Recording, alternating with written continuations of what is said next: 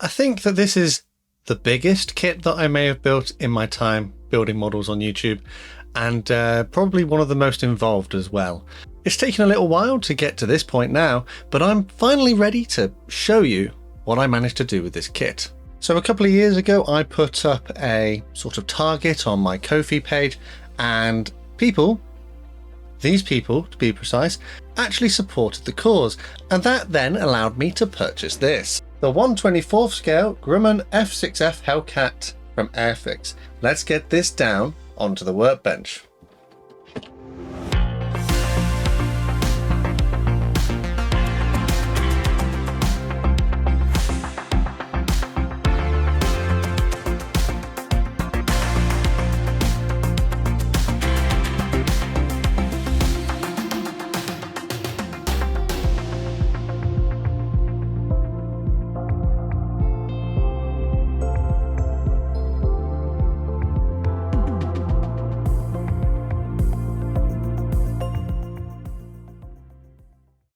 Hello everyone, I'm Matt, this is Model Minute, and join me on the workbench today for this, the first part of a 6-part series where I'm going to be building and reviewing the 1/24th scale Grumman F6F Hellcat from Airfix.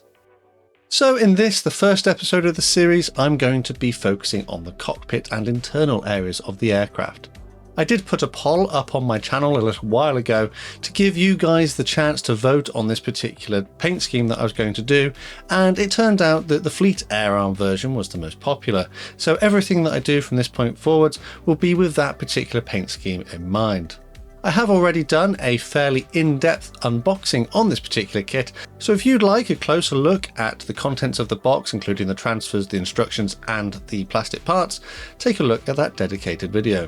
In this series, I'm going to be focusing on how the kit is to build and my thoughts on it when we get to the end.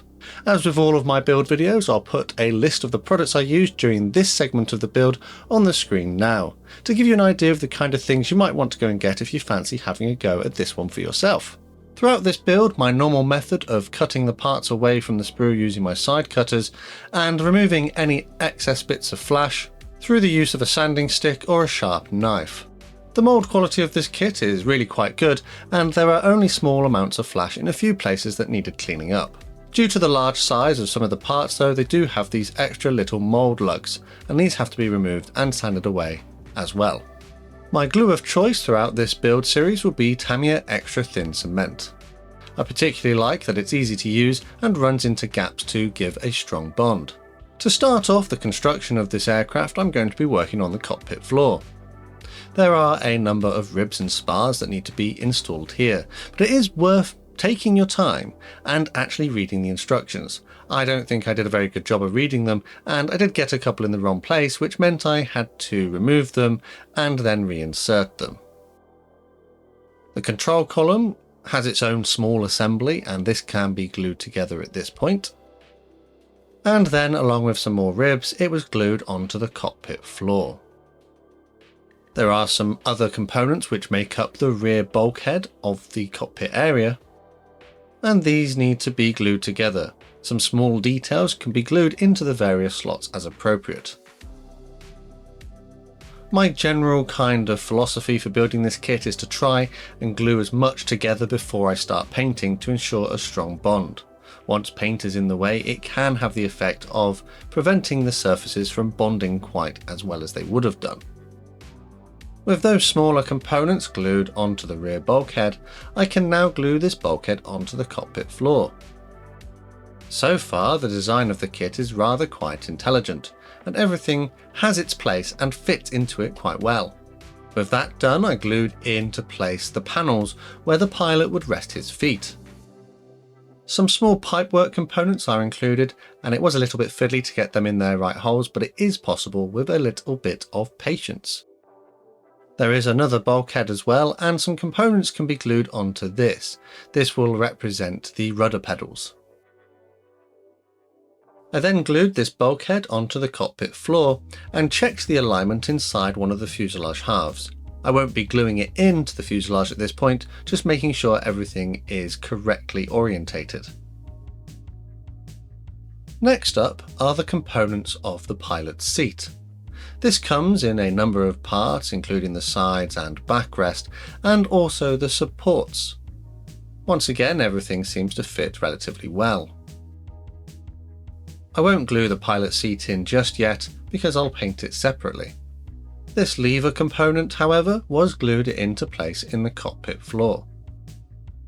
And so too with these other components, which I believe helps create a bit of a support structure for the cockpit inside the fuselage.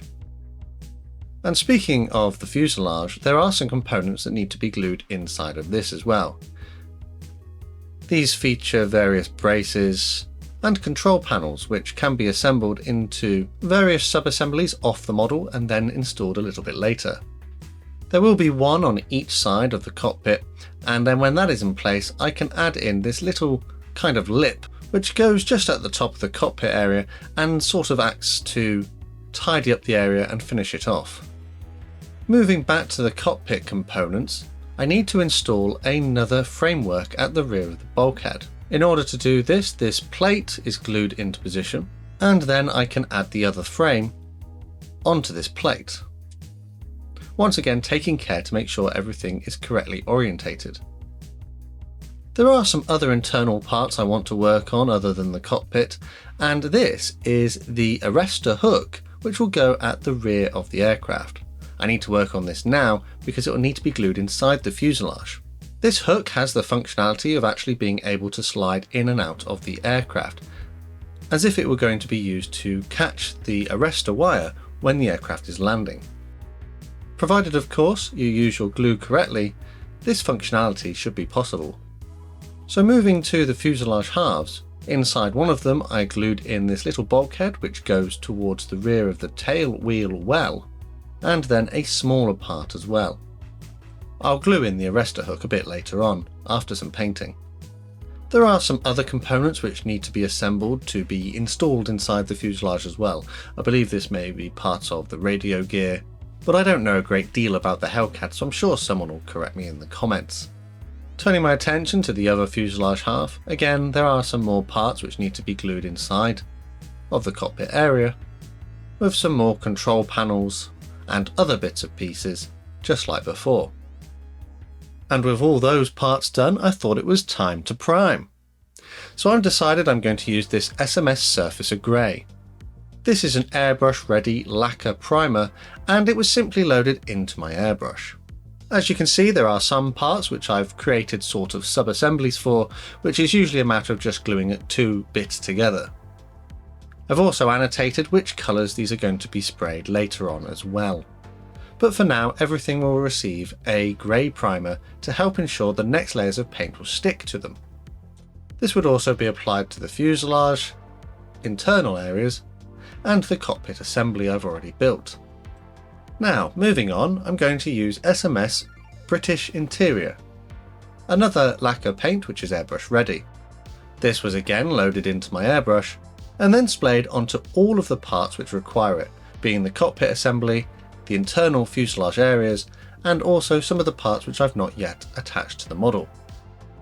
I don't think this colour is particularly accurate, so I will come back and address that a bit later on. SMS RAF Sky was the next paint to be used.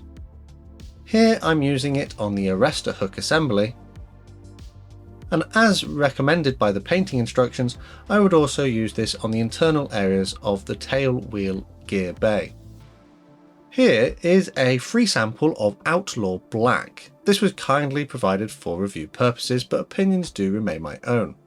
This was loaded into my airbrush and then carefully sprayed onto the relevant parts that needed them. In particular, the various control panels which I've not yet attached to the model. I would use some Ammo MIG matte aluminium as well, and this was sprayed onto the tank which will go on the rear bulkhead.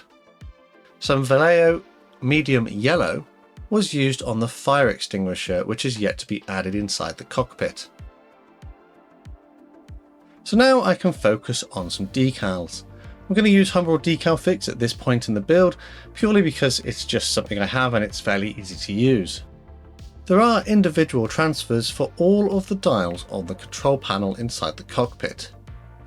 Using a small layer of decal fix on the relevant areas, these transfers, having been soaked in warm water to release them from the backing paper, were then carefully positioned as appropriate following the decal placement instructions. This was a little bit of a fiddly step and a little bit time consuming, but after a while I managed to get everything in the right place.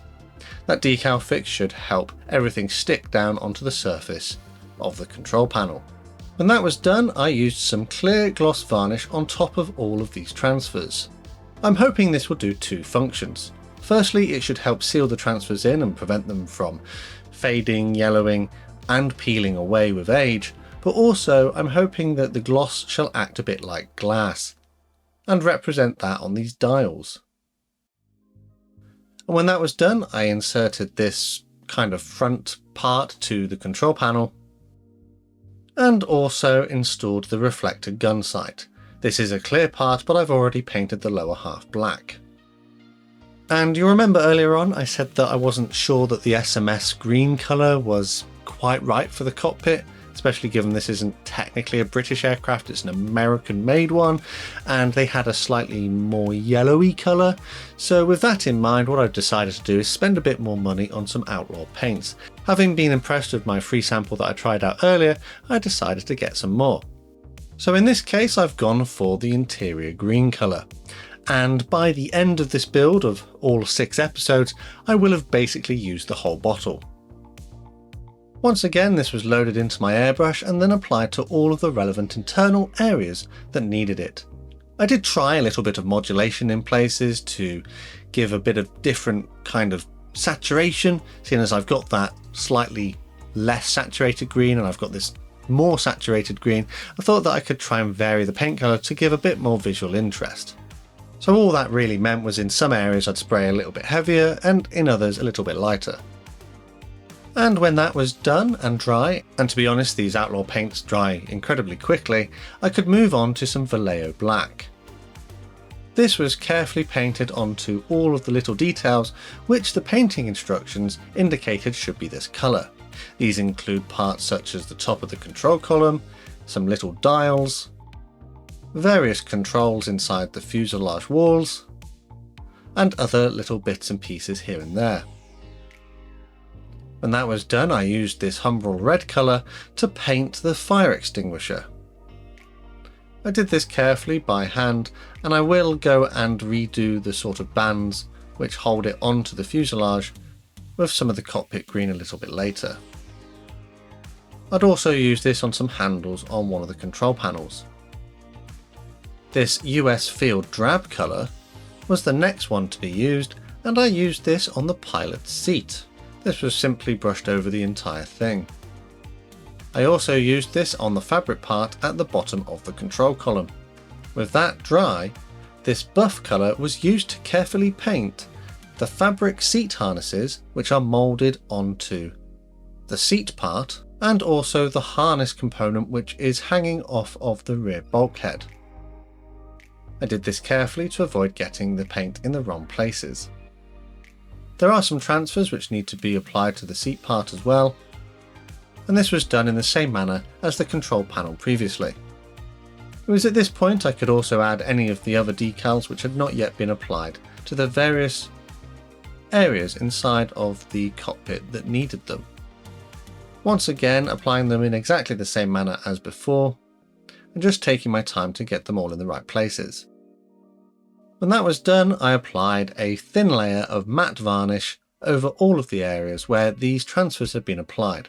Once again, this is going to act to provide a uniform finish as well as seal in those transfers and help protect them. Returning to that seat component, I would pick out some of the buckles in the aluminium colour I used previously. And when that was dry, some of this SMS dark brown oil-based wash was applied to pretty much everything.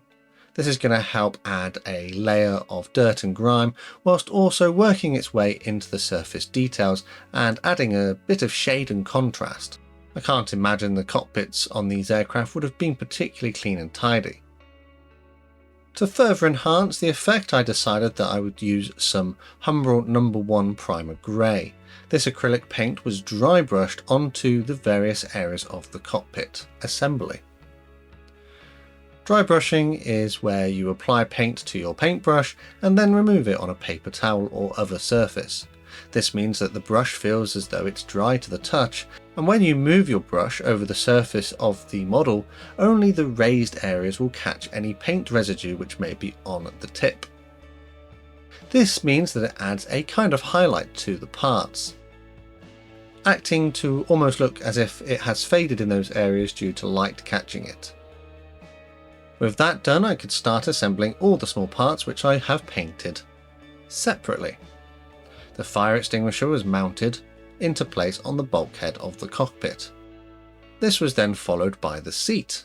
It was a little bit fiddly to get it in the relevant holes, but it is possible to do so. This centre console is glued into the middle area of the cockpit. And then I added the seat part I was working on previously. I think this may actually be the pilot's parachute. I then started to install the small parts which represent the actual harness straps. These come as separate parts and have been painted in the exact same manner as the straps on the parachute part. They were carefully positioned and some glue applied to hold them in place. I did have to take care to get them in the right place so that everything lined up correctly. Sadly, no pilot is included in this kit, so you'd have to source one separately if you wanted to include one. This canister, which I thought was a fire extinguisher earlier, may actually be an oxygen cylinder, but either way it was glued into place inside the cockpit assembly here. And then the tank, which I painted silver earlier and did the strapping in black, is glued onto its mounts as well. And now I can look at installing the cockpit assembly inside one of the fuselage halves. And with that done, the other components which need to go inside the fuselage can be glued into their mounting points here. I did have to take time to make sure they were actually at the right angle and would go into the other side of the fuselage later on as well. The control panel can be glued into place at the front of the cockpit, and then these other components glued into the base of the fuselage. The arrestor hook assembly was glued into the tail wheel area. And now I think it's time to just take a quick look at the work I've done so far, because the next steps are to join the fuselage halves together, and a lot of this will not be visible anymore.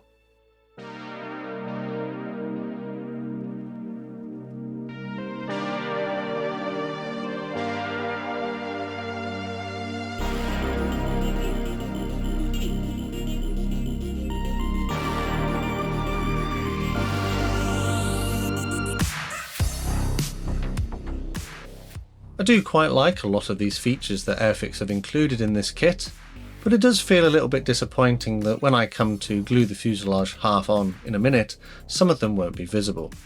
There is a hatch on the bottom which you could position open, which would allow you to view through it, but I'm actually going to decide to close mine up. On the whole though, I'm pretty impressed with the level of detail that this kit has, seeing as this is kind of out of the box. There are of course aftermarket accessories you can get to further add more details if you'd like to do so. And now it's time to say goodbye to a lot of these details. The other fuselage half was carefully glued into place, and I think now is probably the right time to start discussing the fit of this kit. Generally speaking, a lot of the parts of this kit go together quite well. The fit has been designed in an intelligent way, and the fit generally is okay. However, the fit is almost, I would say, exact in some of the dimensions. So say for example you've got a hole which is 1mm wide and it needs something to go in that hole, that thing will be 1mm as well.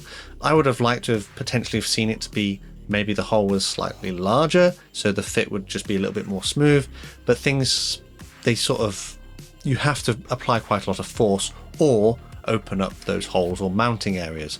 And I found that if something was ever so slightly off, as in it didn't quite sit completely flush, say for example like a fraction of a millimeter, that may have a snowball sort of effect moving on for the rest of the build.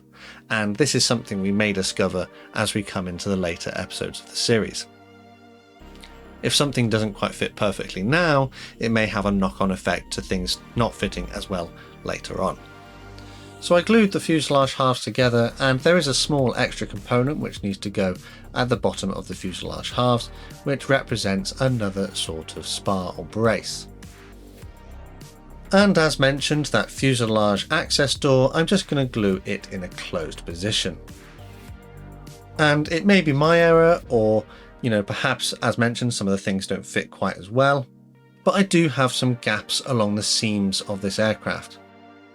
So I'm using some Ammo MiG Putty Surfacer Medium, which I run along the gaps to help seal them up and make them less noticeable. I did spend quite a lot of time off camera actually forcing the parts together when I was bonding the fuselage to try and make the gaps as small as possible, but even despite my best efforts, it still has gaps in places, which is a bit frustrating.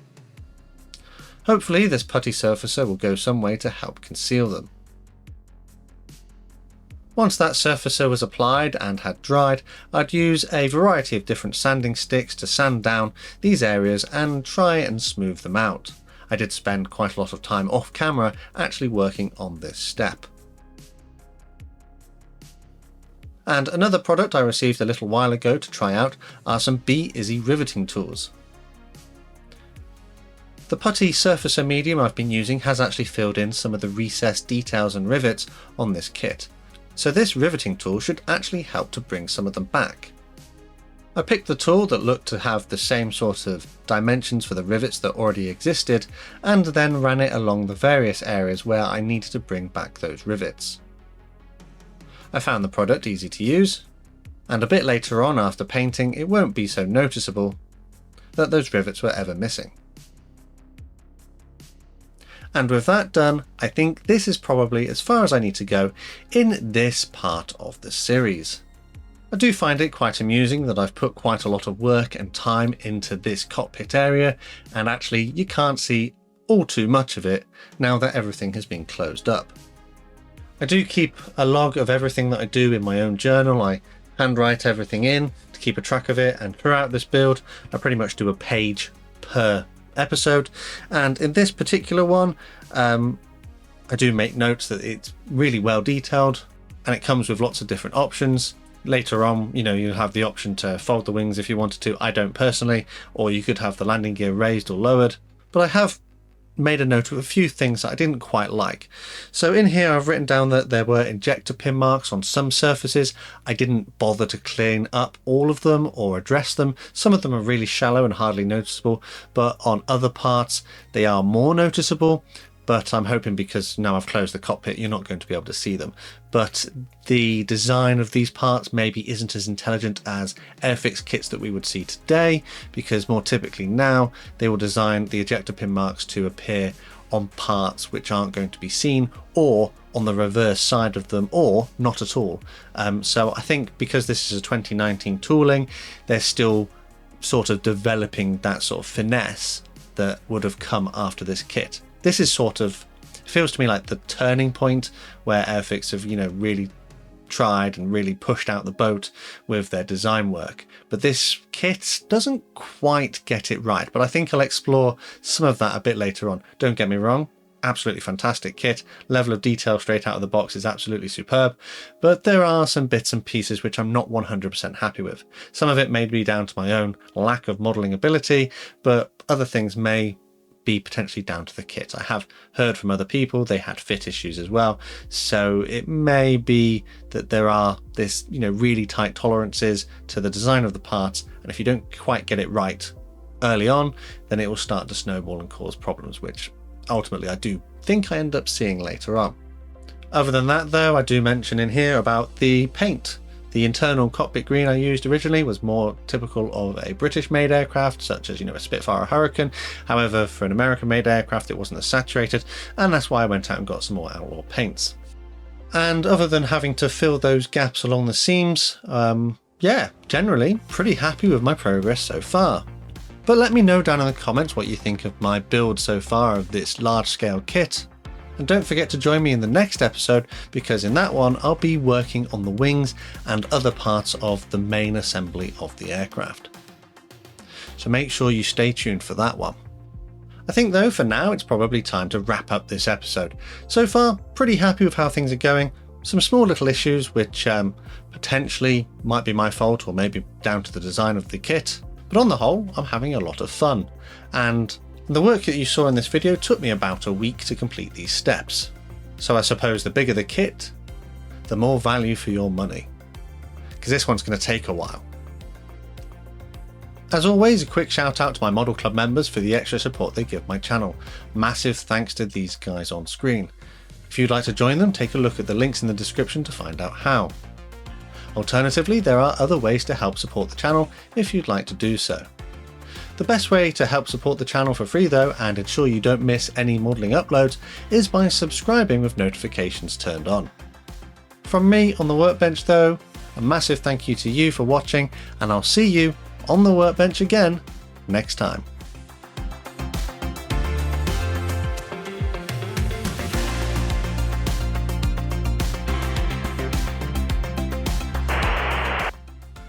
Airfix Hellcat. Take one. Clapperboard. Right. Don't even have that open. Don't even have the folder open. That would be a good start, wouldn't it? Ah! Is that even in the shop? I can't even say it. Some Vahio? Can't say it. What is that? Someone at the door. Oh.